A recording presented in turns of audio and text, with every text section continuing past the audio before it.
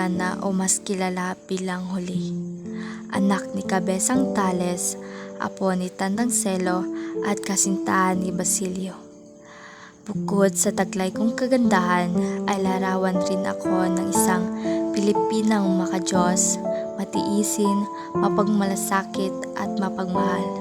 Ako ang sumisimbolo sa sagisag ng kadalisayan ng mga kababaihan at kamusmusan ng mga mababang karektan noong kanyang kapanahunan. Isa ako sa babaeng tinanggalan ng karapatan at kaliyaan sa pagiging ligtas mula sa kapahamakan na hanggang ngayon ay makikita pa rin sa ating kasalukuyan. O minamahal kong Basilio, ako ay sumasaya sa bawat araw na tayo'y magkasama. Alam ko na ako lang din ang nag-iisa dahil alam ko din na hindi mo ko pababayaan.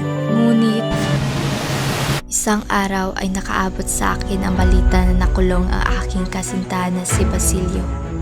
At dahil sa kagustuhan kong mapalaya ang aking minamahal, lakas at loob akong humingi ng tulong kay Padre Camora. Ngunit nangyari nga ang aking inaasahan. Ako ay kanyang pinagsamantalahan.